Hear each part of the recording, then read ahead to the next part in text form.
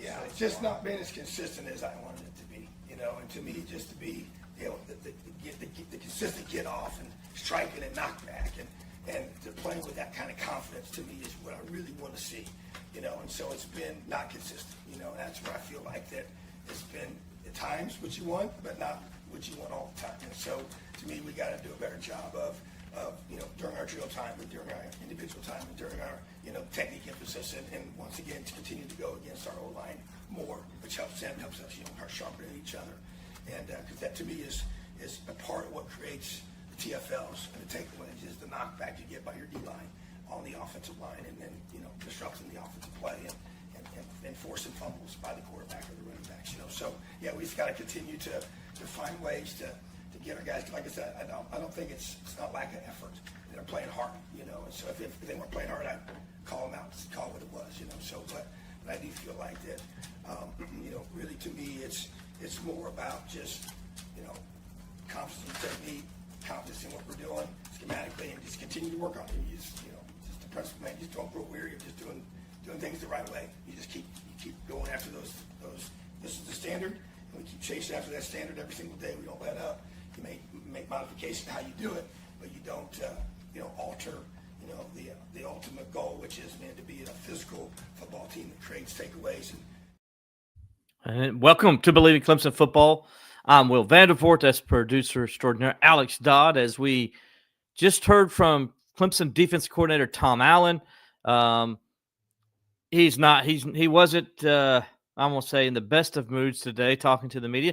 He wasn't mad at the media or anything. I'm just talking about his football team, his defensive football team, Alex. As you can see there, he, basically called out his defensive line. He was asked, hey, what are your thoughts on the defensive line, how they played? And he basically said they've been inconsistent, that they can play better, that there's a lot of things they can do better. So it was interesting to hear that. Talked about a whole bunch of other things involving his defense today.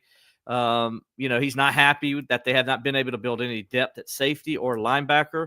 And he's like, those guys got to get better. They hope in the bye week they can find some depth at those positions. But right now, Alex, when you look at this offensive line and defensive line, as the headline says, Clemson got whipped by the Mustangs, and the O-line and D-line played awful, and they did. If you go back and watch that game, they did. Yeah, it was complete and utter domination in the trenches. Let's call it what it is. SMU was able to run up for 151 yards with the quarterback with one leg, and Clemson ran for 35 yards on 30 carries. And that alone really tells the whole story of the football game. Mm-hmm. That SMU got push up front, and their defensive line plugged holes, and Clemson couldn't do either. Yeah. That was the story of the game. Backup quarterback, starting quarterback, man, it didn't matter if Trevor Lawrence played in this game. Clemson wasn't going to win the game because they got dominated up front on both sides of the football. They did. As Dabo said yesterday when he spoke to the media, that they didn't deserve to win the game, and SMU did. And what he means by that is exactly what we're talking about today. It's in the trenches. Clemson just was horrible in the trenches. And when you don't play well in the trenches, you're going to lose. So appreciate you guys joining us. We're going to talk about that and then a number of other things today, as we got a lot going on. At least other sports on campus are getting going, Yeah, some others, and the soccer team got a big win the other night, and they're now 4-1-1 in the ACC. Got a big match as we're speaking against UNC Wilmington. So there's some good things to talk about, but not about football. But this show's about football, and so we're going to talk about the bad. By the way, Clemson is 3-4 for the first time since 2008. Yeah, a lot of things that haven't happened in a long time are happening right now at Clemson, and it's not good for Clemson football. But we appreciate you guys joining us. Please comment. We've already got one in there. A couple more, I think, are coming in right now as well. So please shoot us some comments, if you will, and me and Alex will definitely take those comments, and we'll put them on the air as long as they're clean.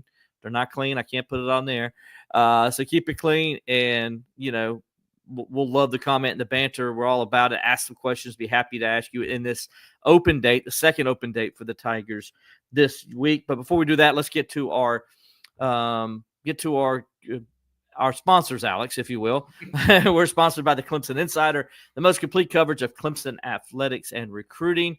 Go on over to the ClemsonInsider.com now. We got all kinds of football stories, all kinds of things we're writing about, what's wrong with the program, where do they need to go. You go to the message board, a lot of conversations going on there as far as what the Tigers need to do, what Dabo Swinney needs to do moving forward. We're going to talk a little bit about that today as well. That's what we do on here. We get to do that. Dabo can't talk to us about it. He told us last night, Alex, he isn't going to talk about – he told one of the reporters last night, I'm not worried about coaching changes. I'm not thinking about that right now. I'm thinking about just Monday's practice.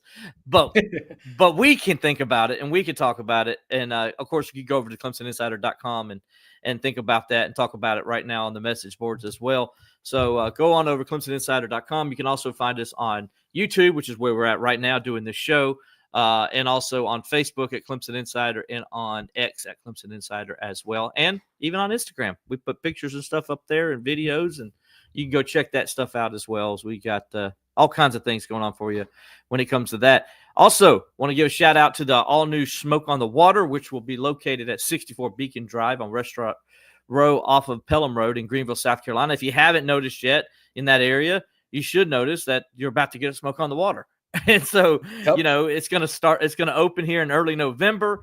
I know the guys over there are anxiously and excited about getting it going. The all-new Smoke on the Water will feature the same famous smoked meats it had before: pulled pork, brisket, the beer butt chicken, and prime rib. By the way, I've had all those. Oh my gosh, unbelievable. There'll be some new things will appear in the menu as well. Also, its signature 5 barbecue sauces will be there to complement, not smother any of its smoked meats. Like before, the all-new Smoke on the Water will have Greenville's best happy hour, and it will feature live acoustic acts. Smoke on the Water, owned by Mike Schuler, was a staple in downtown Greenville for 18 years before being forced out of the previous location by its landlords. Right now, the all-new Smoke on the Water is available for catering, and it has its food truck. For more information, call 864-232-9091. Again, that's 864-232-9091. The all-new Smoke on the Water, 64 Beacon Drive on Restaurant Row off of Pelham Road. Again, that's 864-232-9091 for more information. That's 9091. All right, Alex. If you start punching those numbers in your phone, eventually you'll get them. Yes. That's all we'll just say. Hey, I will say I'm going to be back in town, for the Furman game. And we're going to go to Smoke and on the it'll Water. be open. Maybe that Thursday night we'll head over to Smoke on the Water. Maybe we'll see, if some fans would like to come meet us over there or whatever. We'll see. We'll see what happens. See what happens. By the way, my face is extremely red for some reason. I don't know why. Are you okay? Are you okay? I'm okay. I'm letting everybody know I'm okay. I don't know why my face is red. It's like Did a you beet. spend time in the sun? No, I think it's because we got something cooking in the oven, and I think I'm just hot. I don't know, but I feel great. So if anybody out there is worried about me stroking out, I'm not. I'm not going to stroke out. If he does, we'll be the first to know because we'll see the signs. So that's call it what it is. So I feel great. So it's just for some reason I just noticed my face looks like I'm sunburned, and I hadn't even been in the sun today. So it's kind of hilarious, if you will. Now I'm redder because I pointed it out to myself. So I'll go back to normal here in a little bit. But hey, if you guys want to talk about my red beet face, or Alex's beautiful beard that he's got going on there. I'm wearing this hat because, Taste That. This is a Coors hat. We're not sponsored by Coors, but I think Clemson fans know that the only thing that's getting you through this football season, it might be the stuff that comes from the brewery in Golden, Colorado. Alex texted me earlier. He says, I think we're going to have to have a beer to do this show. Yeah, so I wore the hat. That's good enough. I hope you guys are having a beer on both of us as you're watching the show tonight. We appreciate it. No, Alex, it's I did have somebody tell me, though, the other day that we need to bring Ashby Mixon back more because she at least makes the podcast look better. Because for those people out there that are not listening to us, we're also on YouTube, and you can watch us live on YouTube do the show. And so they said that we needed to have Ashby just to make it look better when we're doing the show. So look at all the work that me and Will do to these beautiful backgrounds we got here. And that's all I'm gonna say about that. I know. Don't worry, it hurt my feelings too, buddy. Don't worry. Okay, I know it's probably Phil It was probably Phil. I don't know who it was, but I'm guessing Phil. So anyway, I can't tell you who it was, but anyway, nonetheless, both our feelings are hurt. Now I had to let you feel this pain I felt. I think we beautified this podcast. I mean, look at us, Hey, here's the thing. Maybe if Clemson wins some more football games, we'll get prettier people on here. But until now, this is what you get. You got an get ugly ugly football on team? Saturday and you get ugly on Tuesday. That's what you get right now. Anyway, we appreciate those that don't hear us and know that me and Alex do not have a face for television. So that's why we have a face for radio and podcasts. And we're better when we're just hearing us instead of seeing us. But hey, for those that are watching us live now, shoot us some comments. Like to get in and talk to you guys about that here in just a minute. All right, Alex, let's go ahead and start reviewing this game. Then we'll start off. Give me your thoughts on what you saw Saturday. Man, I kind of already went into it. When you get dominated up front, it doesn't really matter what happens outside of that. I mean, when that happens, you're going to lose the football game. Now, Clemson had some chances to make a difference in the game, but they didn't play complimentary football. They played bad complimentary football again. Early in the game, Clemson's offense couldn't get moving, and the defense played pretty well. Late in the game, the defense looked horrible, and the offense was scoring, but it didn't matter because you couldn't get a stop. Mm-hmm. I saw somebody on Twitter likened it to, in a baseball game when you come out and score runs in your half of the inning, you need that shutdown inning when the other team comes up next, and Clemson never got the shutdown inning. They did once. They got the interception that gave them a chance and got them closer there in the fourth quarter, but too little, too late on the complimentary football. Yes. Great point. Dabo pointed that out too. It's like, you get offense, and they started off the game. Offense can't get anything going. Defense did its job. Which also the offense to start out slow. You're playing a new quarterback but on short gotta notice. do You better. expected the offense to come out slow, but you figured once the offense got it going that's kind of the defense. The defense had to know going into the game Saturday that if Clemson wanted to win this football game, it's on them. Right. And they sure didn't play like it. That's the way it is. They didn't. But in the first half, the offense had the ball 9 times. And they only scored 7 points. And Dabo talked about how that was an issue. And he was right. I mean, because your defense did play pretty good in the first half. Other than one busted play, you held the 3 field goals. And, and one time they held them out after a turnover. They didn't score anything. You got a 3 and out, So your defense in the first half did its job, kept them in the game. In the second half, offense comes out firing, man. They're everywhere. And they made adjustments. They opened up the playbook. Yeah, and you saw them play better, even though the offensive line was horrible. And we're going to get into that in a second. I mean, horrible was the offensive line. I can't even state it enough how bad they were. They were bad, just me watching it with their naked eye. They were even worse when I went back and watched it again. It was horrible. It was like, oh my God. And it certainly doesn't get any worse as an offensive line. I will say it certainly doesn't help when you have a player get carted out with a leg cast in a game, but it wasn't pretty before that either. No, it was horrible. But anyway, they still were able to move the football. They did some things and got points on the board. But then I don't know what happened to defense. Defense couldn't get a stop. Couldn't get a stop to save their life. I mean, the only stop they got in the second half was a tip ball on an interception. Now, they did get the interception, and that's good. And you got the ball to your offense, and you got points out of it. But, other than that, you need to stop at the end of the game to get the ball back to Vizina and those guys. With 6 minutes to go, it's 29-24. You're right there in the game. Well, you had a chance. You had a chance to get out of it, too, and you get a PI on a ball that was going to land in the middle of the field to nobody. It was 10 feet over a wide receiver's head. Mm-hmm. I mean, it's just undisciplined move after undisciplined move by this defense. And it's not by inexperienced players. Mm-mm. I mean, these are experienced players on this defense. It's not like you're rolling out, 11 freshmen and you're trying to figure it out, or 11 first year players on your team and you're trying to figure out. These are experienced guys. Yeah. And just the lack of instinct on a lot of plays, the bad angles on tackling. I saw a clip of the one SMU touchdown down the sideline. I think people were trying to say that it was maybe loaf tape from Khalil Barnes, which it could have looked like loaf tape. To me, it looked like he took a horrible angle and had no shot at the play and ran into his guys. What it looked like to me. But you shouldn't have a guy as experienced as Khalil Barnes taking bad angles on a guy on the sideline. You have an extra defender over there that's your sideline, and you miss your angle as a safety. You just can't do that. But also, I will. This is something Alan talked about today. And I mentioned it earlier. Khalil Barnes played 72 snaps.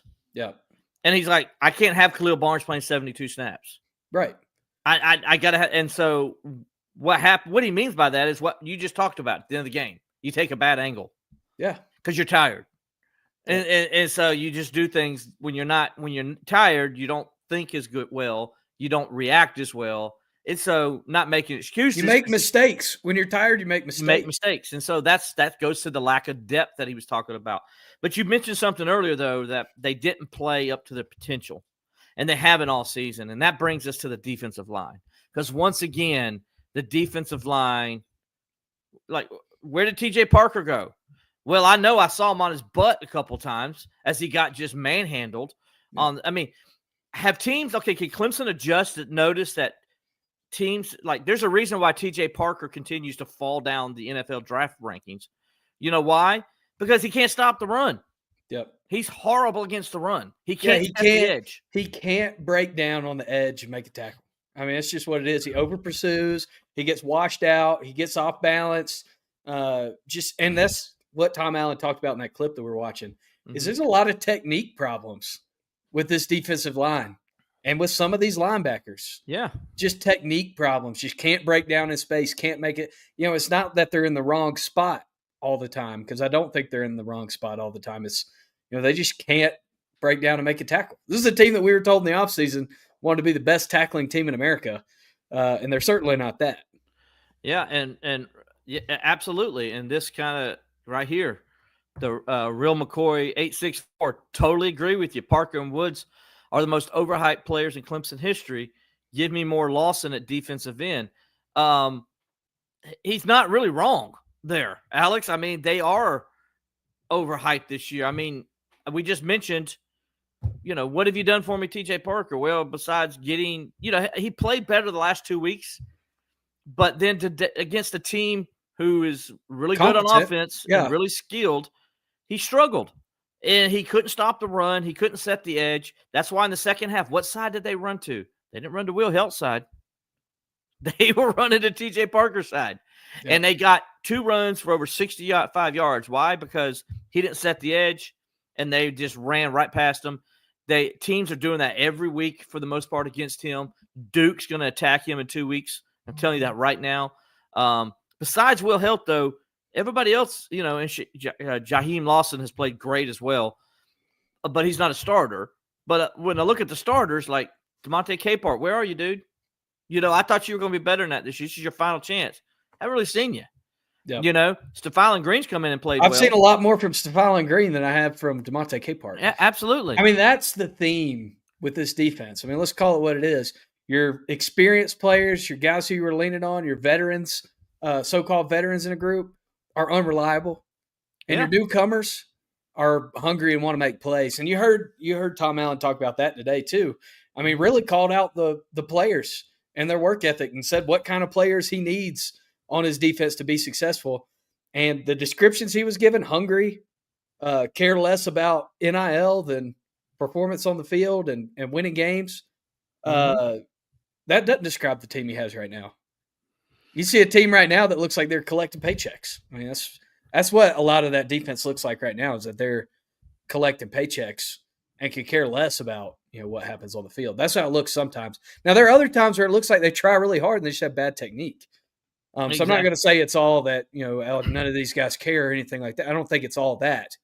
No, and even Tom Allen said today it's not from lack of effort. Yeah. He mentioned that today when he talked about how inconsistent the defensive line has been. He says it's not from a lack of effort. And maybe it's not, but it's something because they're not playing well. Peter Woods, he played really good the last couple of weeks too, but he really didn't play that great against the other day against SMU. I thought he would show up and be a little bit more demonstrative, if you will, Yeah. and cause some problems for SMU. I thought he'd have a chip on his shoulder, maybe. That Yes. they're saying I can't do it against a good team. I thought that would be part of the equation on Saturday. And now, given me and you both picked SMU in our pick'em, and had we known Cade Klubnik wasn't going to play, we both would have, clearly picked SMU to win the football game on last Tuesday. But we thought that line was too high. Clemson at the time, it was set at 8.5 at the time. That's before the Cade Klubnik news really started coming out. But yeah, we just at that time we didn't think it was, we didn't know what the situation was. But I thought the defense would come out and play better after giving up, 37 points against Syracuse, and then they go and give up 35 against this. I mean, the last two times fans have seen the defense in Death Valley, they've given up now a total of 72 points. Well, dude, the fans hadn't seen Clemson win a football game in Death Valley in over a year. Well, against the Power 5 team. Yeah, against the Power 5 team. Yeah, we need to. They are beating the lonely team, the Troy and those teams. But you don't feel. I mean, you don't leave the game feel good about it when you beat. No, Troy. those are games. That's what I'm saying. It's when you're getting in the car disappointed for a year in a row. That's a problem. That's 5 times. First time since 1970-71, Clemson has lost 5 straight games at home to power conference opponents. Yeah, so not a good stat to be in front of. So what we got here, Alex? Yes, some Tiger gets in and says, referring to Tom Allen, he needs to be mad at himself. Doesn't he coach the linebackers? No, he doesn't. Ben Boulware coaches the linebackers. And so he's the position coach for the linebackers. Tom Allen assists with it, obviously, but and he mentioned today that the depth at linebackers probably is part of the problem they have. Yeah. Appreciate your comments there. More people, please get on in. We got a bunch. Love for you guys to continue to give them in. Yeah, Stephen Leslie gets in and says, defense let me down. Backup played his tail off once they opened the playbook up a little bit, talking about Vizina. Yes, they did. Also because, SMU was doing exactly what I thought they were going to do. They were bringing everybody in the box. They were stunning. And we'll get to the offensive line here in a second because, oh, my gosh, I don't know what to say about the offensive line. Now, the defensive line has been inconsistent, but at least they look competent. At least they look like, Alex, they've played college football before. Yeah. The defense, I mean, the offensive line, we'll get to that in a second. But, yes, there's some issues with the defense that still – it's more depth than anything else. That's really kind of the bugaboo with the defense right now. Yeah, and John Grant gets in on this. Defense couldn't stop a one-legged quarterback. I know. Kevin Jennings got hurt early in the game. Well, I didn't realize he was banged up coming in. He was banged up with the ankle sprain coming in. Now, it wasn't a high ankle sprain, Cage is, but it was an ankle sprain nonetheless. And he was running on it. I mean, he's running running right up the middle, getting 6, 7 yards, 8 yards. They used him a lot in the run game, way more than they did in the ACC championship game last year. But again, defense has got to make stops there. In the fourth quarter, you're down 29-24. Your offense is rolling. And I'm telling you, if Clemson gets a stop there at 29-24 and gets the ball back, Clemson scores to take the lead. Yeah. There's no doubt in my mind. And by the way, can I ask this? Am I wrong at this? It's 29-23, and Dabo kicks the extra point. Why didn't you go for 2 there? It's 29-23, which means if you miss a 2-point conversion, a touchdown still gives you the lead. Well, I mean, if you get it, you're still down 4, right? Is what you're saying? No, if you get it, you're down 3. Oh, you said 23. No, you're down 4, but then this is what I mean. If you get it, you're down 4, yes. But if you score a touchdown, you're up 3. They can't beat you with the field goal. Right. So that's what I'm saying. That's I mean, usually you go for 2 then, so you don't have to go for 2 later. Well, on your analytic chart, it tells you not to go for 2 until you need it. So in my mind, you needed it because SMU was going to go down and score. I get what you're saying. I think honestly, semantics though, you didn't get the stop anyway. Yeah. Which is what we're talking about. But Tiger Paw GT gets in and says Allen admitted he can't call man defense. They aren't capable. Yeah. I think being able to call some man defense in that fourth quarter would have helped you. I mean, they aren't capable. Totally agree. But Yeah, I mean, you got a PI playing zone against a crossing route. listen, I'm going to tell you, Kevin Jennings wasn't having his best day. I mean, it looked like he chopped Clemson up and all, but he didn't. Yeah, but He just had a couple big passes. Yeah, I mean, he was 23 or 43. And hold on, before we get the rest of that, he was 70% completion percentage coming into the game. Yeah. For the season. He went 23 of 43. Yeah. Clemson did their job for the most part against him. Yeah. But there's a couple busted plays, as we know. And they were big-time busts. And they were big plays at big moments in the game. And one right at the end there on that last drive where he hits number 2, again, Jordan Hudson. He hits him down the sideline for like a 29, 30-yard gain. And that was a huge play. And that was it. That sealed it because then they could kick a field goal and they're up at least 8. So it pretty much sealed the game. And Clemson only had one timeout at that point. You just knew Clemson were going to get the ball back with hardly any time left. But then they gave up a touchdown and it was over. So, but as you mentioned, you had a chance, Alex. But credit SMU for getting the matchup. They got a linebacker on a slot receiver. Yep. And you knew it wasn't going to end well. You just knew, and it didn't. It ended in a PI. It was a legit PI. Yeah, I mean, it was the right call. He got mugged. Yes. I mean, I don't think people were booing because the flag was thrown. Put Rob back up there. Yeah, Rob Ellen gets in. Maybe Mike Tomlin gave some 2-point advice to Dabo. I was wondering the same thing, Rob, because Mike Tomlin is the worst 2-point coach in the world. I don't know what sheet he's using for his 2-point. Tomlin does a horrible job with 2 points and does a horrible job with the challenge flag. Yeah. It's like he challenges the worst challenges. I'm like, Mike, you're going to lose. Who told you to challenge that? Well, they don't have a video board in that stadium. What are you doing? What are you doing? You don't got a guy up in the box saying, don't do it.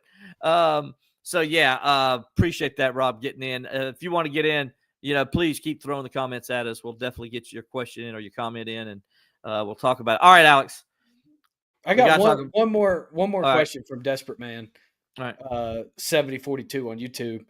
I understand your point, but all the other highly ranked teams have a lot more players making a lot more money and still giving great effort. Why not Clemson? Fair question. Totally fair question. And I think some of it's coaching. Some of it is the players. Some of it is one thing I think about, and we're going to talk about it here in a second on the offensive line.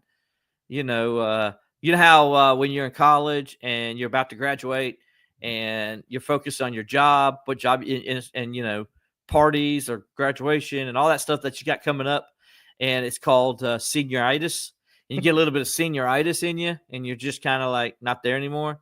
And I hate to say this because I love the guy personally, but I'm wondering if Joey Batson got a little bit of senioritis because has this not been the weakest offensive line you've ever seen? Yeah, I was kind of curious about that too, and I try not to bring it up because of that helmet right there. Joey Batson, proud Devil Dog. BRTR. But I was kind of wondering about that too. It does seem like there's a strength and conditioning problem this year that's more apparent than normal. Yes. And there's been questions that there's been one for especially on the offensive line. Yep. And there's been questions that there's been one for a few years. Yes. At Clemson from people outside of Clemson talking about it. Somebody that me and has talked to us about this before. Mm-hmm. And it's apparent on this team. So you almost wonder, it's like, why didn't you – a strength and conditioning coach sets the course for the team in the summer. Yep. Let's call it what it is. They set the tone for the team. They have more influence on, I would say, in a lot of ways. They have more influence. From April to July, they have the most influence. And your strength and conditioning coach, I think, has as much influence as the head coach on your football team when it comes to culture, and when it comes to intensity, and when it comes to grit. Your strength and conditioning coach has as much, if not more, influence than the head coach because of what you just mentioned. That from April to July, that's the only person they see. And this Clemson team, I don't think there's any question that there was some issue in the summer that hindered them from being ready to play football this year. Yeah, something happened because let's just talk about it. Watching the offensive line play, I saw a safety come in and basically manhandle a defensive tackle. I mean, an offensive tackle, a safety Yep. on Clemson's offensive line. Just shrugged him to the side, and I saw guys stunting for SMU, and it's like Clemson's never seen the stunt before. I mean, Alex, so what complicated stuff they were doing? They were bringing a safety hot, and nobody's picking him up. He's just running right in there. They got a linebacker sitting there watching the play. He's running to the flow side because, Alex, that's common sense. If you see the running back and the flow of the offense going this way, you run to the flow side, right? Yep. You got offensive linemen like, oh, where'd he come from? I'll just go over here. Yeah. I'll block the other side and let the linebacker just scoot on through the hole. And then I'll be like, oh, where'd he come from? Oh, no. Then I saw guards just getting eaten. I saw number 9, just eating them, just totally eating the two guards in the center. Just like, I don't really care about you. Let me just throw you like a pancake to the side. And then I'll just push the other guy out of the way. I'll just blow up every play. Technique was horrible. Guys are too wide open on their stance, just getting beat, because they're just too wide open. It's like, have you ever played offensive line before? Yeah. I mean, that's what it looked like. Like, they looked like I was watching middle schoolers play offensive line. Yep. That's what it looked like. And I'm thinking to myself, is it coaching or is it just the players? Yeah. And Matt Luke, I've heard nothing but good things. This is the Matt Luke who was great at Ole Miss and great at Georgia. So my knowledge tells me it ain't Matt Luke. So why is this happening? It's not like there's some new defensive line scheme that's been invented in the last 3 years that Matt Luke doesn't understand. I mean, these are simple football things. These are simple stunts that have been run for decades, and it looked like nobody on Clemson's team had ever, like you said, had ever seen film of a stunt, had ever heard of a stunt, had ever used a stunt in a college football 26 video game. I mean, it just looked helpless and just getting out physical, this is another thing too I wanted to get to. I know people get mad when there are holding calls on the offensive line. Clemson's holding calls, you should be thankful that they held, because it's probably like keeping a running back or a quarterback from getting killed. Because when Clemson's offensive linemen are holding, which happens a lot, it's because they got their butt whipped by a Brady blitzer. Jacobs tackling a guy. Yeah, you're just grabbing the dude's neck to keep him from getting past you. I mean, that's what they're like. Oh bleep holds is what they are. Yeah, because guys just don't have any kind of reaction time up there. I mean, it's silly when you rewatch these Braden games. Jacobs, by the way, I said Brandon. Yeah, Braden Jacobs. Sorry, but it's silly. It really is. Yeah, it is. I mean, and it's just to watch them. And I'm like, look, I know somebody on here talked about Eric McLean's breakdown, and Eric gives a great breakdown. Eric's a former offensive lineman, so Eric really knows what he's talking about. Yeah, way more than I or you do, because we didn't play offensive line. But we were not this big when we were in high school. But Alex, you know what I do know? I do know a safety blitz, and I do know it shouldn't be that easy. And so, to watch how their safeties were just coming down and just continuously coming down, and they just weren't adjusting. Like you said earlier, where did that guy come from? It's just like, hold on a second. You're looking right at him. There's one play where Harris Sewell, by the way, what are you doing, dude? You can't play right guard. You can't play left guard. I don't know. Maybe you're just a center and that's it. Maybe you're just like Lithicum and you can only play one position.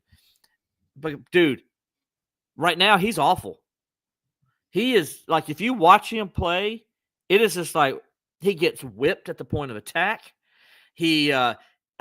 Go watch the tape and watch how many times he's being thrown to the ground like a rag doll. I mean, it's amazing. I'm like, what's going on here? And that's where I go back. That's strength and conditioning. Yep. That's strength and conditioning right there. That should not happen. Your junior guard should not be getting thrown to the ground like a rag doll. Yep. And listen, Harris Sewell's a big guy. I've talked to him. He's a big guy. Nice guy, too, by the way. Really nice guy. Great story. You know, he shouldn't be being thrown around like a rag doll. That goes on strength and conditioning, in my opinion. But then just like other times, like he's missing assignments.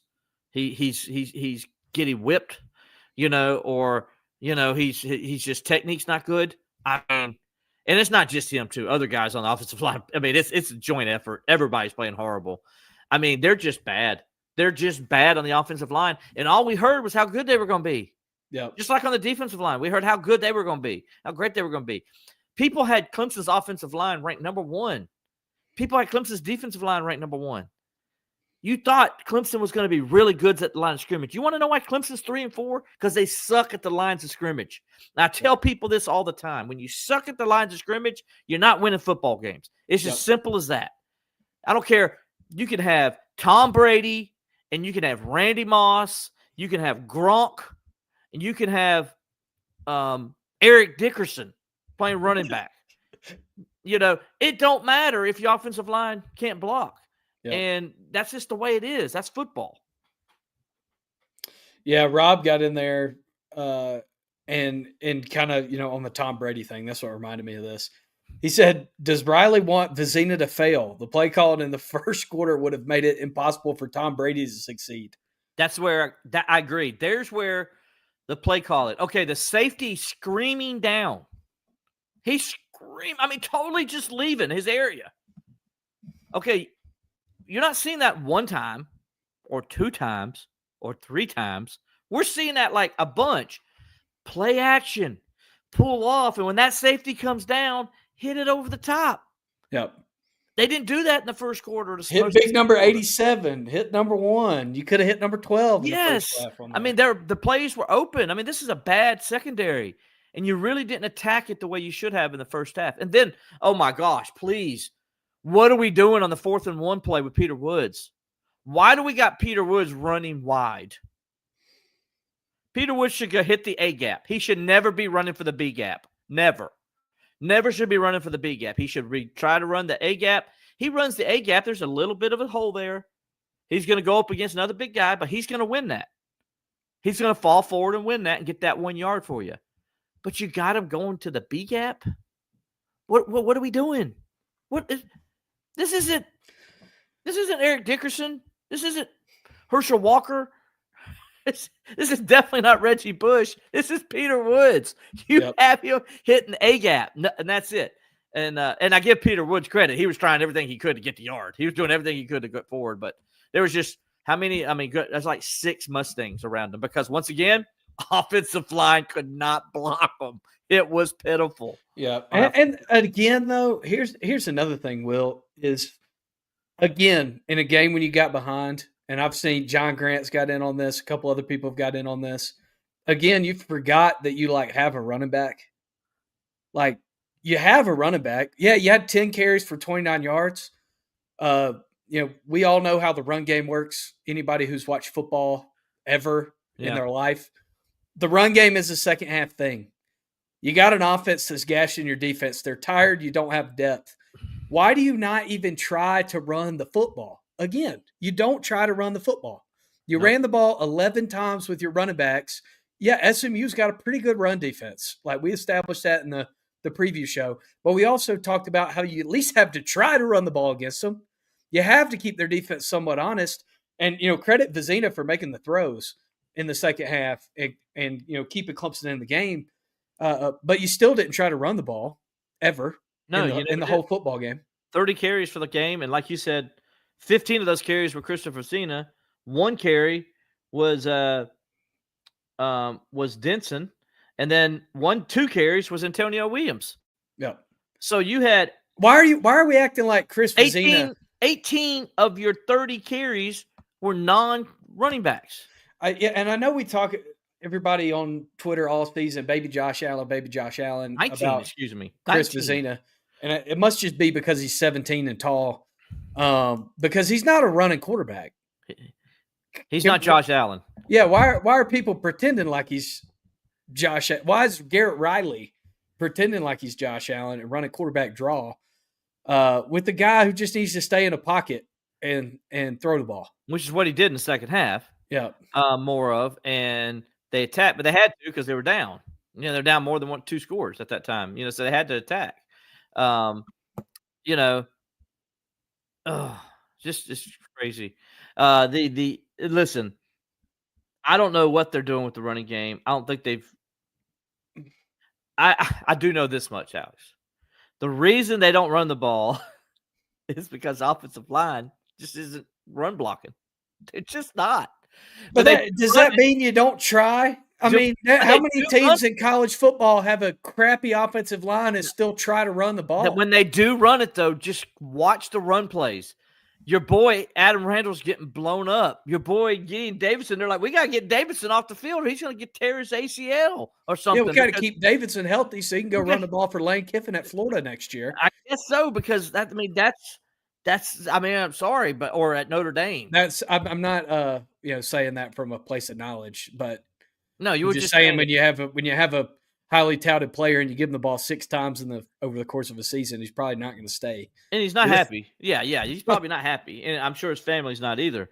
But part of it though is because they're just bad on the offensive line. Adam Randall gets hit. Look, let's go back to even last year. Look how many times Phil Maffa got hit in the backfield. Look how many times Adam Randall. I would love to see the metric of Adam Randall getting hit behind the line of scrimmage. I bet you the first hit is always 2 yards behind the line of scrimmage. I bet you 10-1 it is. Yeah. You cannot run the football successfully when you're getting hit behind the line of scrimmage on every play. Yeah. I mean, Adam Randall's going to make some guys miss, and he's going to break some tackles. But your first contact should not be 2 yards behind the line of scrimmage. And that's why they don't run it, because the offensive line continues to fail. They haven't gotten better. They've gotten worse. And people can blame it on injuries. I get that, and some of it, But come on. Harris Sewell's been playing 3 years now. Harris Sewell should be better than that. Yeah. I'm sorry. Colin Sadler should be better than that. He's a 4-year guy. Tristan Lee should be better than that. Tristan Lee should be better than that. The only guy who shouldn't be better than that is Brandon Jacobs. Blake Miller should be better than the way he's played. Yeah. He's supposed to be an All-American. He ain't played like an All-American. He hadn't played like an all Clemson football team. No. Player. Let's call it what it is. By the way, somebody just asked it here. This is a good question. Will they have Cole Turner on the bench and utilize Tristan Smith and Tyler Brown more? And the reason, I guess, how do you say that, Alex? Gutter Rich 10. Yeah. Good question. The reason you're asking that is because Bryant Wesco, in case you don't know, is out for the season. As Dabo described it, as a back injury yesterday. The good news is he's going to be okay. He's going to make a full recovery. Doesn't sound like he's going to need anything other than what he already has. He's already home and everything. So that's the good news. All the tests came back negative, so no major damage or anything of that nature. But he is injured. He is going to be out for the rest of the year. So who's going to step up at wide receiver? Great question. Well, on Saturday, TJ Moore did. TJ Moore did. And on Saturday, Tristan Smith did. Well, they're going to need somebody besides TJ Moore, because people are going to – you got Antonio Williams still. That's the good news. Yeah. So what you do is Antonio Williams will now play the field. He will be your field guy, and then that means – and Tristan Smith will be the field guy, and you're going to have probably Turner in the slot, and then from time to time Williams in the slot and Tyler Brown in the slot. That's what it's going to be. I think your starters, though, are going to be more probably Tristan Smith and then Williams. But you're going to see Williams play more of the field, I think, now than you have before, because they're going to need him. They need somebody. They need a burner on that outside, right? I mean, they need somebody that can go vertical, And Tristan Smith could be the guy too, because he can fly. Yeah. So and talk about a guy who's hungry and wants to be on the field. That's your hungry guy on the field. That catch he made that day was great. I mean, and it was a great read by Vizina. It was. Saw the flag, made the read, made the big throw. Somebody asked on there, is Turner Wesco's backup? Let me look on the depth chart from last week. Yes, he is. Cole Turner is the backup, but I think they will adjust. But yeah, they're going to make adjustments and have you want to have your best personnel in the field at all times. If that means you're going to have Antonio Williams on the field. You don't want a let's see. You don't want 6'1" Cole Turner and 5'11" Antonio Williams, and let's see, and then a 6'3" more. You want if you could put a. The reason Wesco was on the field and he was 6'2", he was 6'2", but he also was a burner. Right. So you had a 6'3", 6'2" guy. There's no doubt you don't want a 6'1", 5'11" guy both on the field. You want to have a bigger guy. I think Tristan Smith, because of his size, and he can go vertical as well, I think you're going to put him on the field because you want to have tall guys, receivers on the field. Because corners are 6 foot, 6'2". Now all of them are. So, so I think that's what you're going to see. Yeah, 100%. You got to mix things up and have your best group on the field. Another thing I wanted to get to, Will, we talked about in the show last week that if you want to run the ball in SMU, you got to do a lot of 11, a lot of 12, a lot of 13, 2 back sets. Clemson didn't really do any of that on Saturday to try to run the ball. They weren't running power sets or putting other big guys in there to help your offensive line. The only power set they ran was the Peter Woods. Yeah. And by the way, what's up with Walker Parks? Like, why is Walker Parks he played for the Peter Woods part, but Sewell played most of the game. When Sadler got hurt, they brought in 77. Yeah. Not Parks. What's going on with Parks? I mean, he's good enough to block in a play like that, but not good enough to block in a regular game. Is there something going on there? Maybe you feel really bad about his pass protection. Well, maybe so, but that's not pass throw protection. The ball a lot. Well, I'm saying you knew you were going to throw the ball a lot because obviously they didn't try to run the ball. Yeah, on Saturday, so maybe that's why you don't bring him in. I don't know. I'm at a loss for words on that move too. That didn't make a lot of sense to me. Yeah, it's a question I definitely need to ask Dabo about Walker Parks. Like, what's up with him? And you didn't use him very much last week. I have to look at his. I'll look it up right now. I'll pull it up. His participation chart. Let's see that. Yeah, we had a question on here earlier too about how much influence on the blocking scheme Garrett Riley has as the offensive coordinator. What would you say on that front, Will? I would say he has a lot of input on it because he's the offensive coordinator. You're getting to the point now where it's like if your offensive line can't execute the schemes that you're given, which some of the schemes don't make a lot of sense in the run game. And I know you've watched the same tape that I've seen, and some of the run blocking schemes don't make a lot of sense to begin with. Is there a certain point where you say, hey, look, our guys can't execute these? Maybe Matt Luke's got a simplified plan that these guys can execute? So, Alex, in the last 3 games, Walker Parks has 29 total snaps and 1 snap. Who did Clemson play before? 1 snap against North Carolina, 27 snaps against BC, and then 1 snap against SMU. Wow. So, I don't know what's going on there. That's like injury snap counts. Right. That's like you're rehabbing injury. Exactly. You definitely need to get an answer on that. That's a question there, like what's going on there. But no. Wouldn't you say though, kind of to my point, that is there a point where you're saying these guys can't block in these schemes in the run game? Do we simplify things? I think they need to go back to gap schemes. Yeah, that's what I'm saying. Do you just say, all right, Matt, we can take the read out.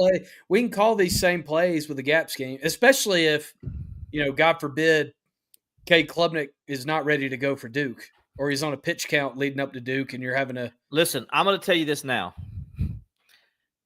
If Cade Klubnik is a high ankle sprain, which I've been told it is, it seems like it is by the way you saw that thing he was wearing the other day. He ain't playing against Duke. Most guys don't come back on a high ankle sprain that fast. That's only 3 weeks. Yeah, that's only 3 weeks. Maybe he's seeing an old witch doctor in Central or whatever. Maybe what's the medicine the guy did when he played for the Major League Baseball, the movie Major League, where he's doing the Major voodoo. League. Yeah, we did the voodoo stuff and that stuff that smelled real bad. Remember? Yeah. And maybe he's doing that. Hey, there've been some miraculous injury recoveries at Clemson, so I wouldn't be shocked beyond belief if I saw he was ready. I will be surprised knowing it's a high ankle sprain. Yeah, he comes back because high ankle sprain is generally 3 to 4 weeks minimum. Yeah. So and you got a quarterback who cuts. and stuff like that. That it's a quarterback, and it's his plant foot to begin with, right? It's the plant foot, so not good. Yeah, Or it's his right foot, I should say. Tiger Paw GT on the run blocking schemes. Can't we go back to the blocking they used against Notre Dame in 2023? They simplified. Maffa had 170 plus yards. Yeah, I mean, that's what I'm saying. Just go run the gap scheme. I mean, at this point, what do you got to we lose? need to talk about this too. I mean, look at the schedule. Where are your 3 wins? You're trying to get to a bowl game now. Well, I was going to say Clemson's got to beat somebody with the pulse at some point. I don't know if it's going to be Florida State because Florida State. I don't know. Will Florida State have a pulse? They just went out to Stanford and laid an egg out there. I don't know. I think they may be done. I think again Norvell's looks like he's lost that team, and he's a lame duck coach. And he's a lame they duck said, coach. yeah, we're riding with him to the end of the year. Basically, what they said there. Basically, they're saying we're going to try to figure a way to get that $51 million or whatever it is. Well, what they're saying is, hey, this thing gets a little bit cheaper in November. Maybe we'll wait. Maybe we'll wait until after Thanksgiving. Please help Cade heal Jobu. From Rob Allen. That's nice. I love it. I mean, but seriously, who would have thought in 2018 or 2019 or 2020 or 2021 or August that we'd be sitting here on October 21st counting wins to get to a bowl game? But that's where Clemson football is at. Okay, they got one win, Furman. Because even if Furman's and here's the other thing too. Furman's bad. Furman's bad. So you got one win. I got 4. A couple friends that work on the football staff there, and they're bad. They're bad. Furman's bad. They're bad. They just lost to Wofford. Okay, so they're bad. I mean, they got annihilated by Western Carolina. I mean, they're not good. They're bad. Furman's bad. They lost to PC, who has no scholarship PC's players. Undefeated. So. I know, but still, no scholarship players. You got scholarship players. They don't, and they beat you. So there's one. There's one win. You got Duke. So you got Florida State. Duke. By the way, guys, more history coming your way in the Valley. Clemson has not lost to Duke in Death Valley since 1980. So more history is coming to the Valley. And that was a really good Duke team in 1980. So just go ahead and get yourself ready for it. Another part of history in Death Valley. Clemson playing at home is going to happen. It's not going to be a good one. Clemson ain't beating Duke, dude. I'm sorry. They are not beating Duke. I can't believe I'm saying that. Well, here's the thing, Will. If you can't block against simple stunts, how are you going to block against a Manny Diaz defense? And if you can't stop the run, you're not going to score. I mean, their quarterback, you're not going to score. And their quarterback's the best quarterback in the ACC.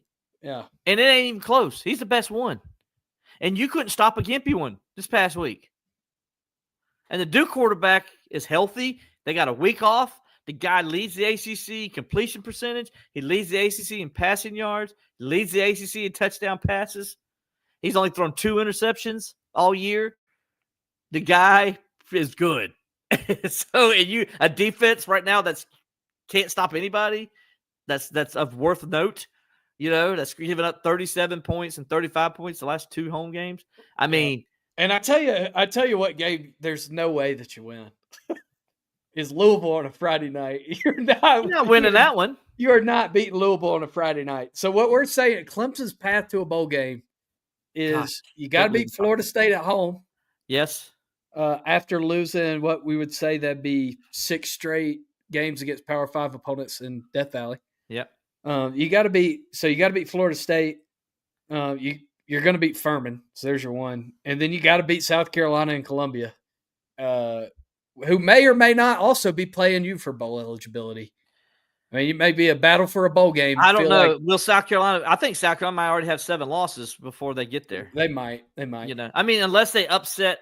But either way, I mean, if there's any guy left, they got Alabama during this stretch, right? Alabama, Ole Miss, and Texas A&M. And isn't Ole Miss and Texas A&M on the road? Yeah, they go 2 Ole Miss, 2 Texas A&M. So you're telling me their best chance to win is this week? Yeah, their best chance to win is Alabama at home. And then they've got Coastal Carolina at home in November. It's actually a decent Coastal Carolina team. Thankfully, Clemson's lead up to the South Carolina game is a bad Furman team. They have a pretty good Coastal team coming in. So Coastal team that just went and planted the flag up in Boone. Yeah. You saw that. I mean, Coastal's not going to beat South Carolina, right? I mean, they're not going to. No No, way, right? there's- No way. It's not No possible. way. No, like lesser in-state opponent like of low caliber like that has ever gone into Williams-Brice Stadium in November and beaten South Carolina. It's never happened before.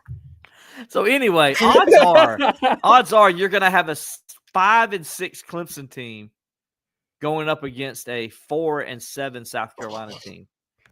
I saw somebody said it was going to be on Cartoon Network for the TV designation. I think it might be ESPN Plus. You might have to pay $7.99 to watch The good it. news is we already know it's on ESPN. Yes. So And ESPN's probably like, damn it, why'd we put them in the prime time or the we need to send that to the national TV SEC slot. network. Yeah.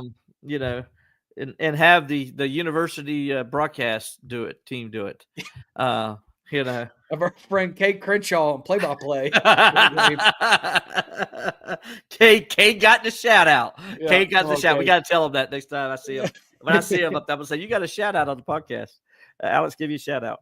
Will, what are some questions that you want answered over bye week that are realistic? Well, there's one question here that I think Rob Ellen, 1609 on YouTube. Good question here.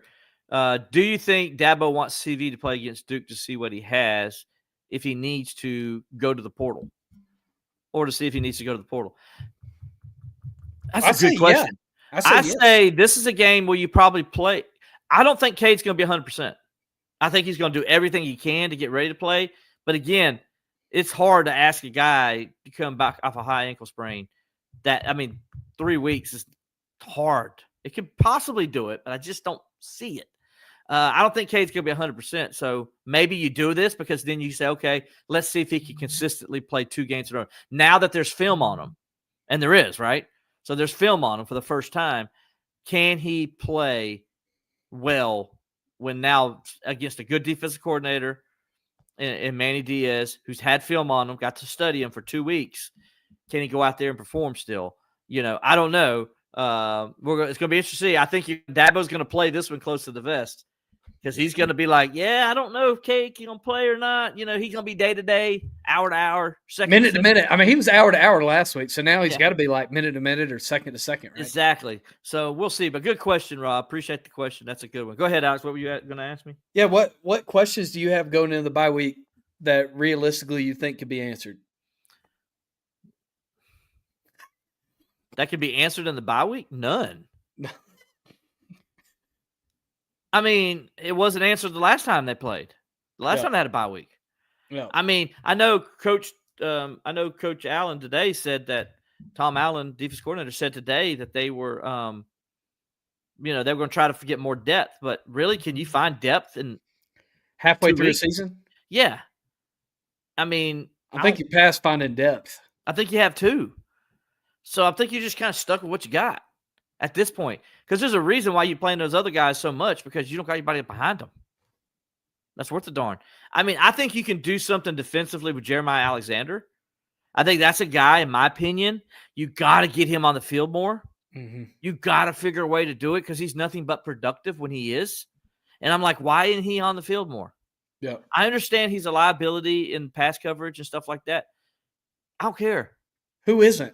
Because you know what I do. What I do know, Wade Woodaz is too. That's what I'm saying. Who isn't? And so is Sammy Brown. So get him on the field more. Figure a way to make it work, because he's your best option in that linebacker space. And he might be a better option than Wade Woodaz. Right. It might be. Yeah. So I'm like, give him in there. I mean, Sammy Brown is the guy, and you need to have Sammy Brown on the field as much as possible. I'm totally 100% behind that. But Sammy Brown's got so much put on him because he's having to make every play. And you don't want Sammy Brown to feel like he's got to make every play, because that's when stuff happens, right? So I just don't know. At safety, do you got anybody? You don't.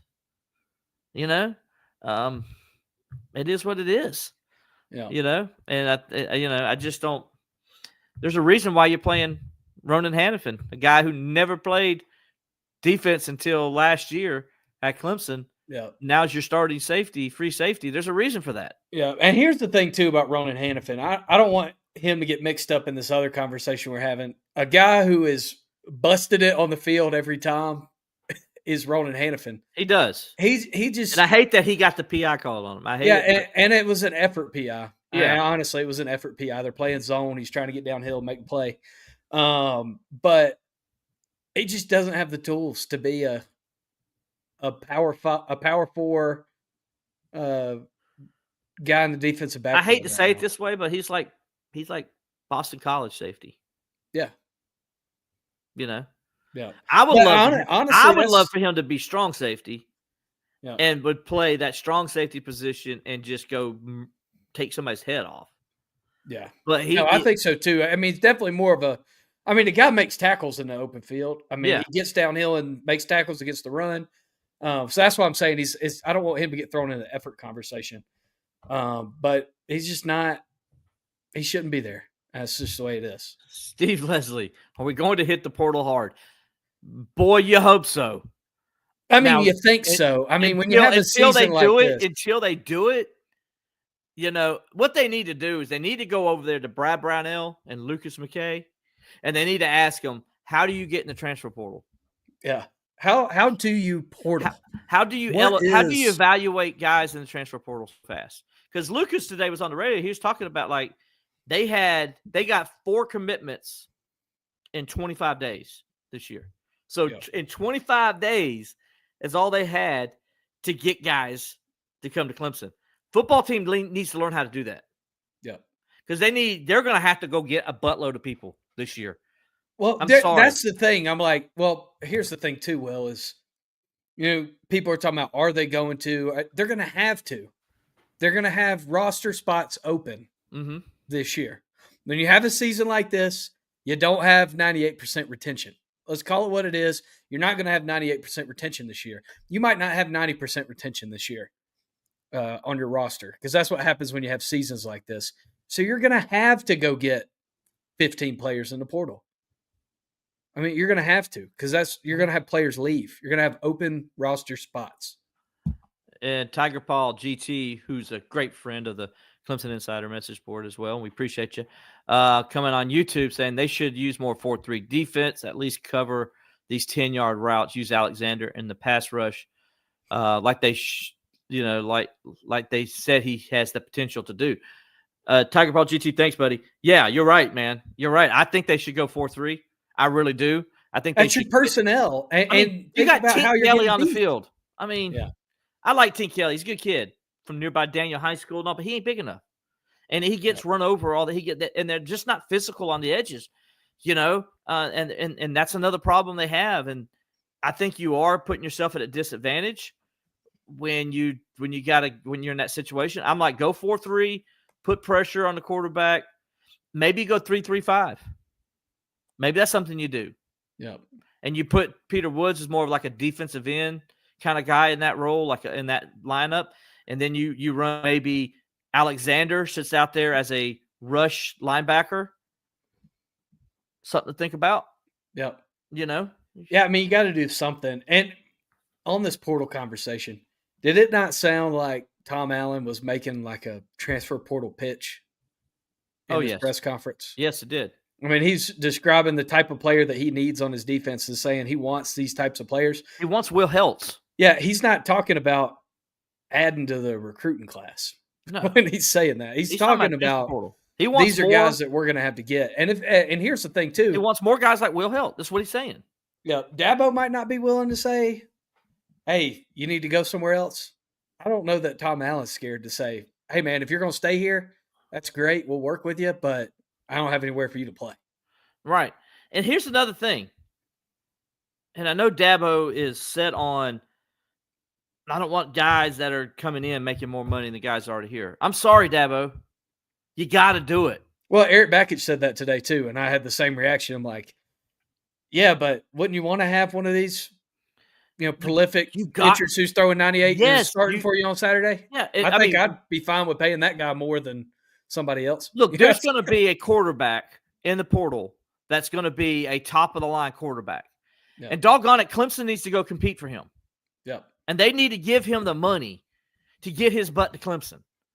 They do. I'm sorry. And Dabo's going to have to really look a hard look at his program. You can still get good kids in the program through the portal, but you're going to have to start doing it because this is the game. It's changed now. You can't build your program through the high school ranks anymore. I'm sorry. This is proving it. This year has proven that. Because this team is totally built by Dabo Swinney through the high school ranks. This whole team is, with the exception of 3 guys. Yep. And they're 3-4. Worst start to the season since 2008, Dabo. That's where you're at, my friend. And I know you don't care what me and Alex think, and I know you're going to forget more football than me and Alex are ever going to know. But Dabo's got to do something different.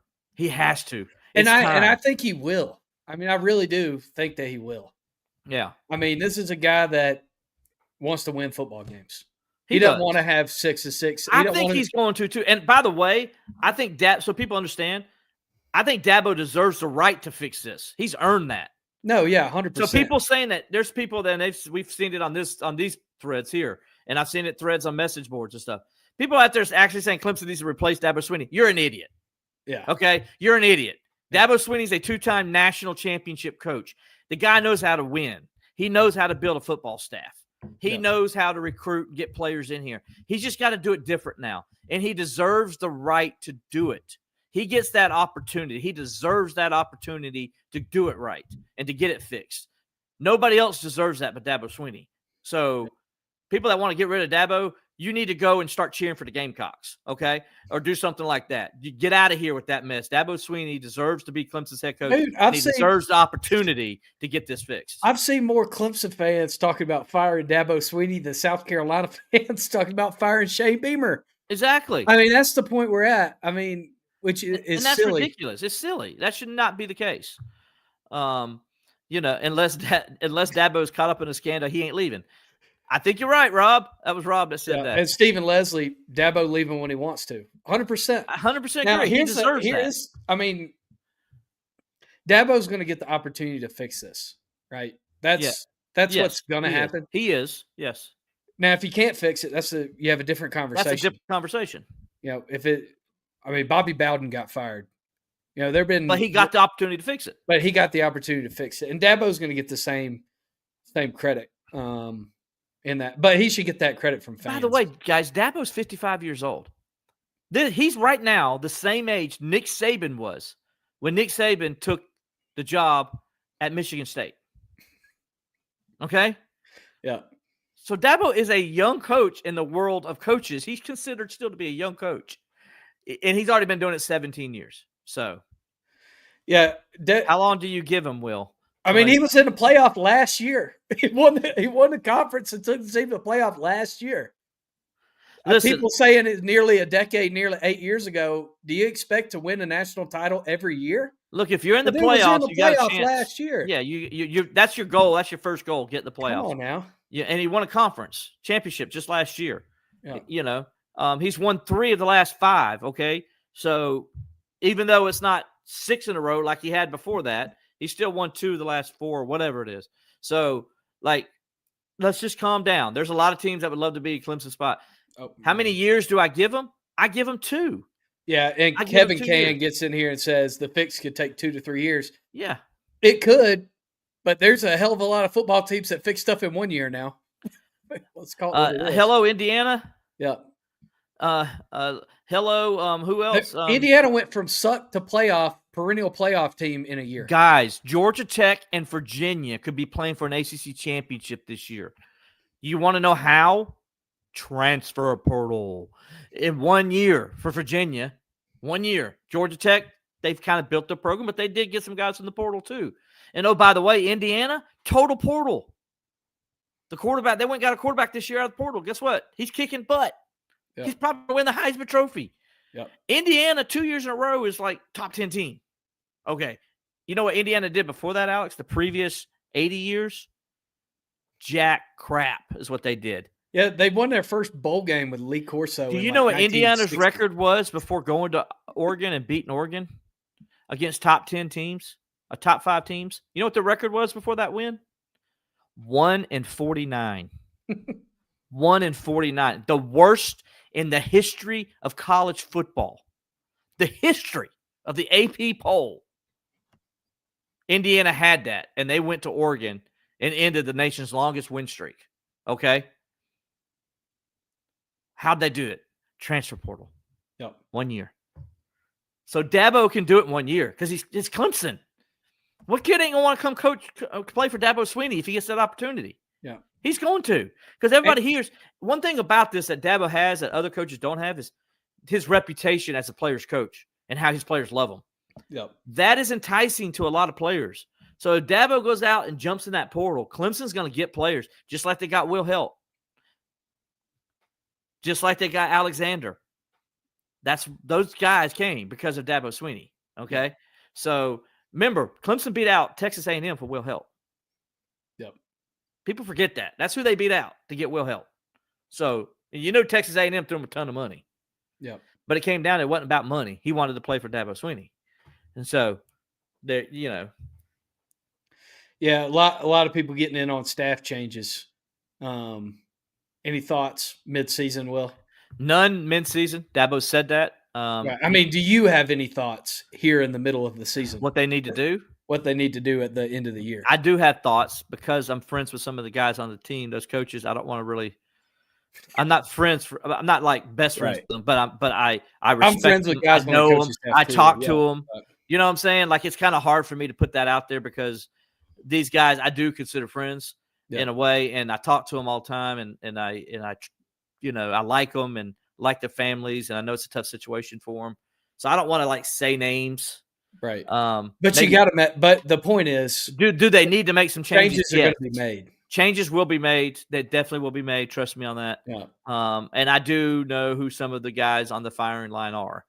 And so and people are going to be satisfied if that's the case. Fans are.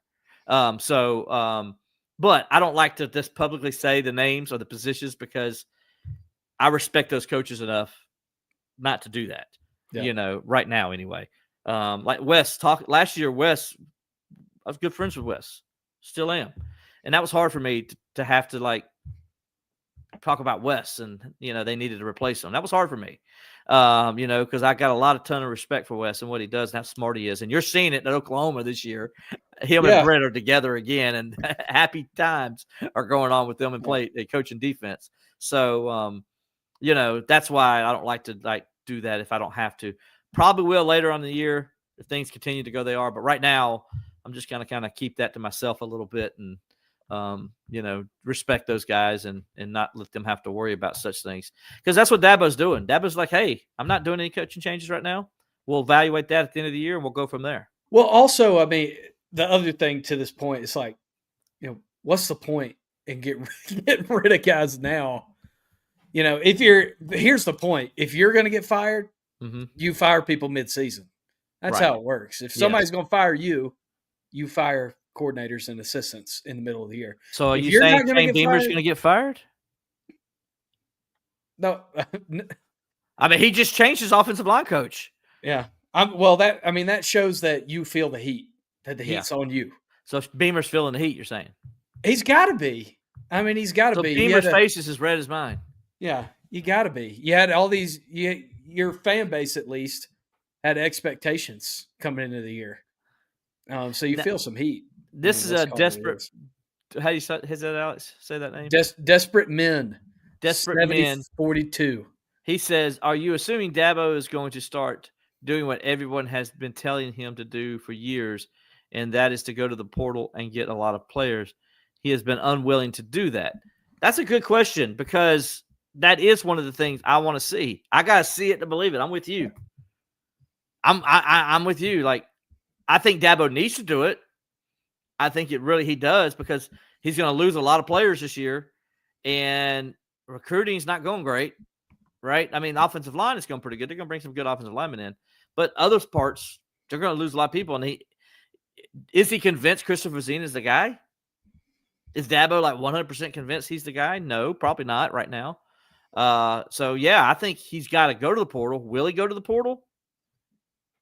Remains to be seen, right? Yep. Yeah, I mean, Clemson's going to have to get guys from the portal. I mean, this is my thing. It's like they're going to get guys from the portal because they're going to have to. They're going to have open roster spots. Yeah. But there's no like if in my mind at all. The if for me is, are you going to pay to get the elite guys?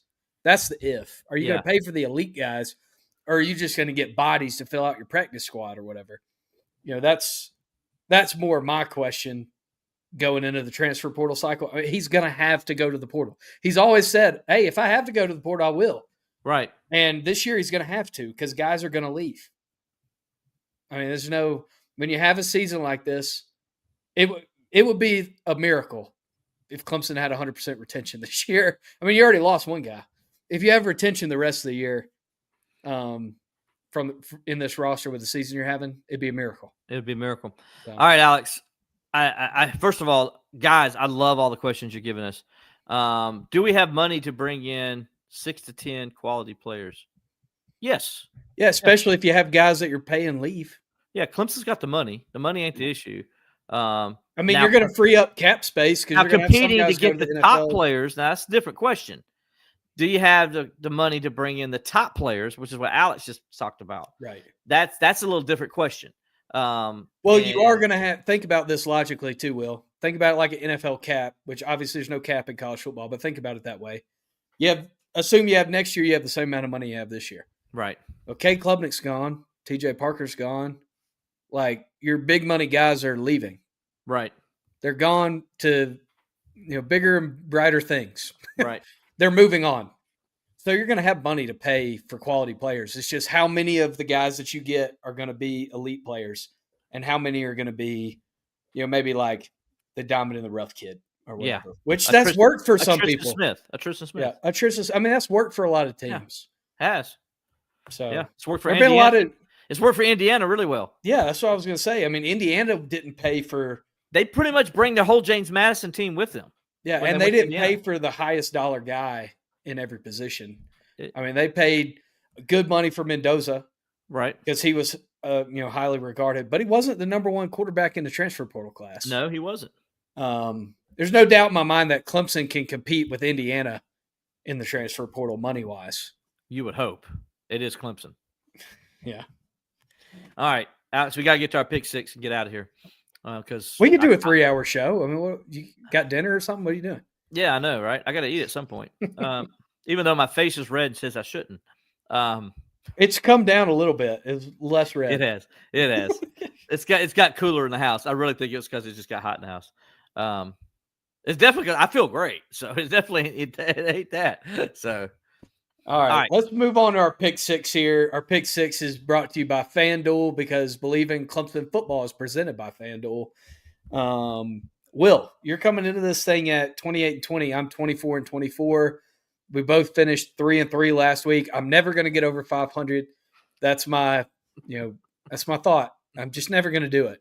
And Ashby, by the way, sits in first place at 4-2 because I can't get her win percentage. So nobody's going to get to her percentage. She was here for 1 week. She got 67% win percentage. She leads the guest picker. She leads the guest picker standings as the only guest picker.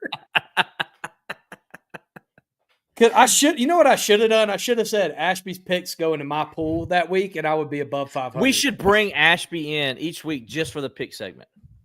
We could just bring her in and say, "All right, Ashby, you're coming in just for the pick segment this week." Well, I've told you this already. She's too good to be coming in here because she's going to take my spot. So, Ashby, I know you're great. If people are already saying she would make the podcast look better.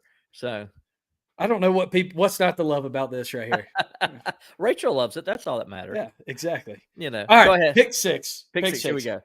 I got 6 doozies of football games coming up this week. We're going to start it out with number 19 in the land. Do you know who that is, Will? No, I stopped looking at the rankings. We notice we don't have the AP poll down here anymore because it's irrelevant. Number 19 in the land, USF. All right. They are a 5.5-point favorite at number 22, Memphis. This is a game that very well could be winner goes to the college football playoff. Memphis lost last week, by the way. Stunner. They're one of the teams that what the hell just happened, right? Yep. So it's at Memphis, you said? Yep. Obviously, Memphis was looking ahead. USF is really good.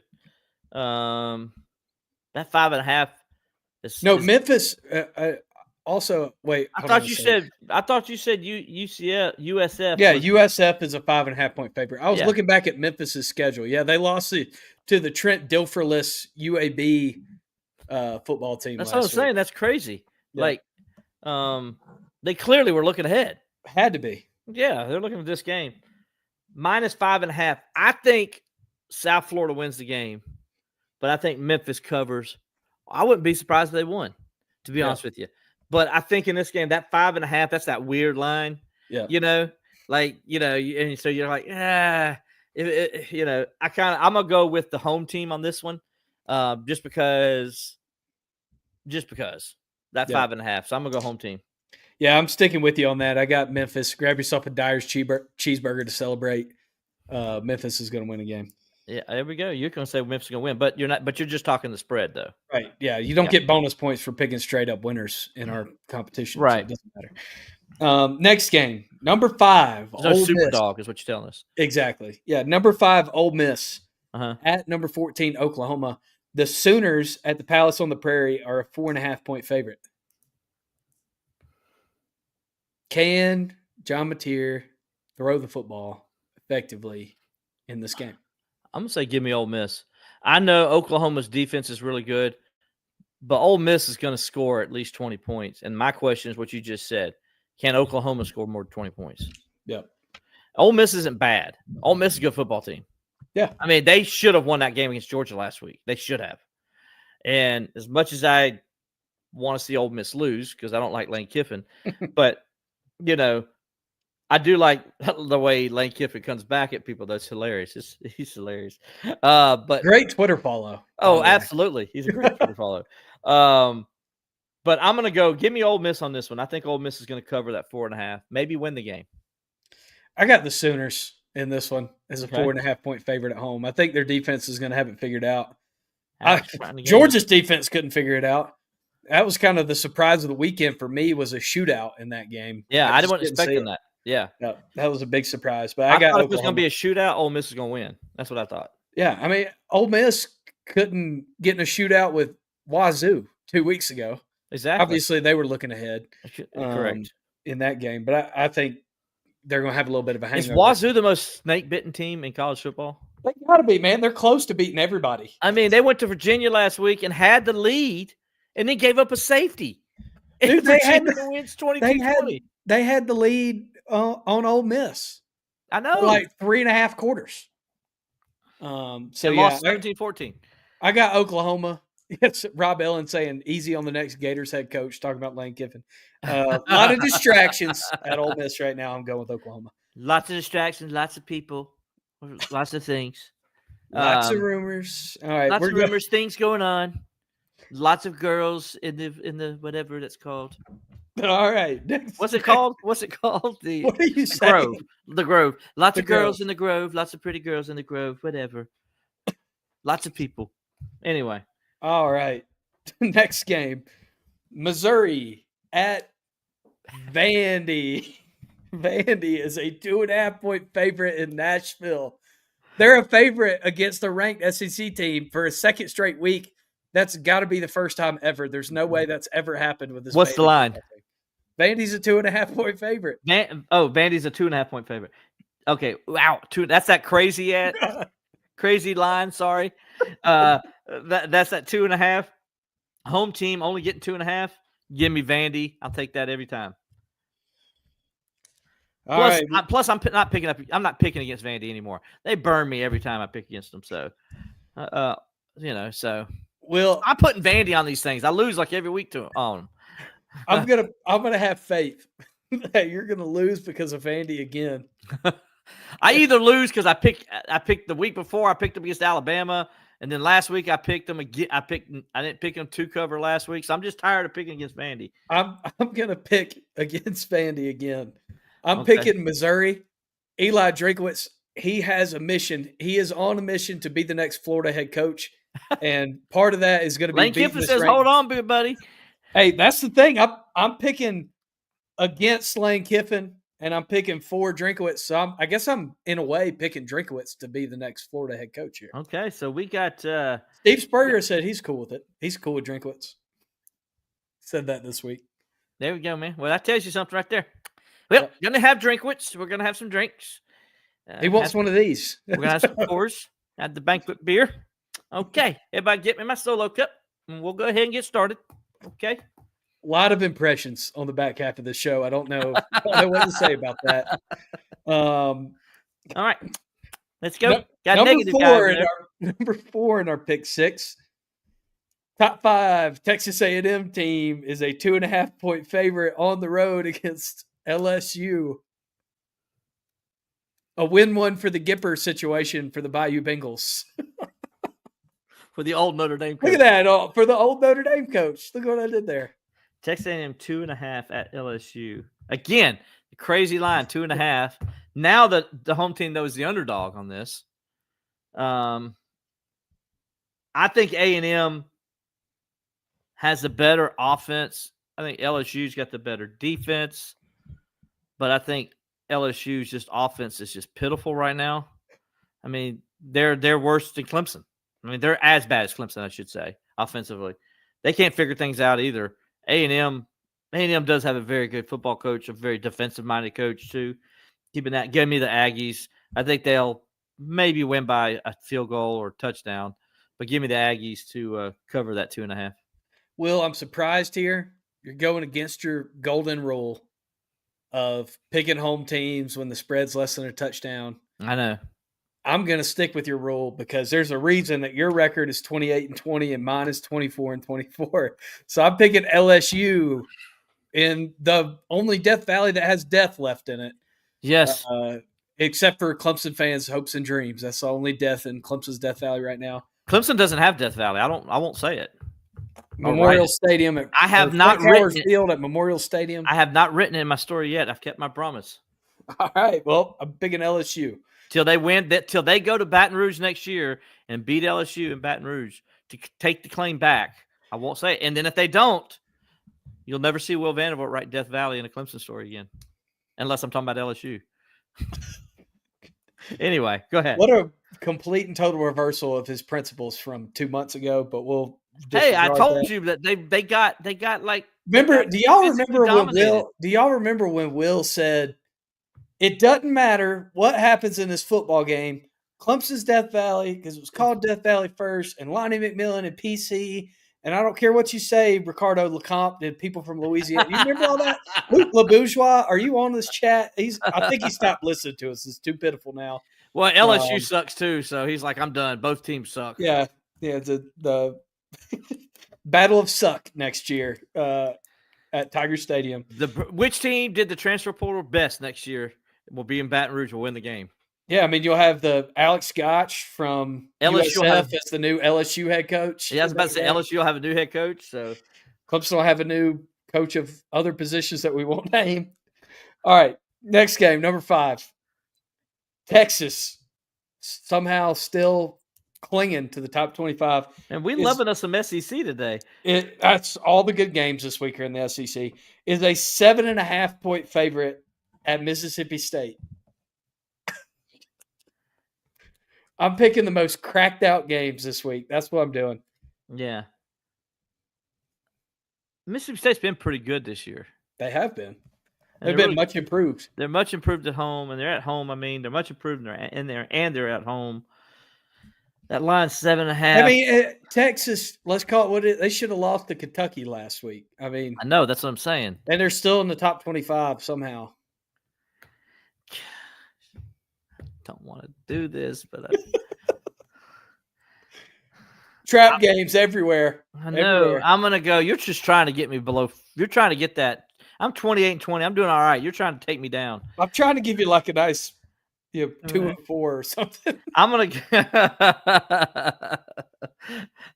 go with Mississippi State. That 7.5 is pretty high for me. Fair enough. Yeah. All right, so Mississippi State. Let's look back at the calendar year for the Bulldogs. Mississippi State got off to a 4-0 start. Yes, they beat a top 25 Arizona State team at home. Mm-hmm. They beat the dog out of Alcorn State at home. They beat the tar out of Northern Illinois. I guess I could have said beat the dog out of because they're the Huskies, 38-10. They took Tennessee to overtime at home. What else have they done at home? That was the last time they were at home. Was when they took Tennessee to overtime. I mean, this team is playing really well at home. They have an actual winning football philosophy. It seems like the culture has really turned around. Talk about another team that last year they were horrible. This year they're pretty doggone good because of what they did in the portal. And I don't think Texas's offense can move the ball against anybody. They couldn't move it against Not consistently. Kentucky. Yeah, I agree. They couldn't move it against Kentucky. So I'm picking Mississippi State. Don't be surprised if the Bulldogs win this straight up. I thought you were going down this road, then I thought you were going to go not so fast for my friends. I know I had to mix it up there, but I got Mississippi State in this one as well. Okay. All right. We're getting out of the SEC here. We did Group of 5 at the start. We're finishing this thing in the ACC. SMU, who you just saw last week, dominate Clemson in the line of scrimmage, is a 3.5-point favorite at the hostile road environment in the Atlantic Coast Conference. Wake Forest. What do you think they do? They're only a 3.5-point favorite at Wake Forest? Yeah, Wake Forest is another team like Mississippi State. Honestly, this is kind of how I feel about them, like the way I feel about Mississippi State. This is a much improved football team. They are. And they should have beat Georgia Tech. Yep. SMU, though, is a good football team. Not that Georgia Tech isn't.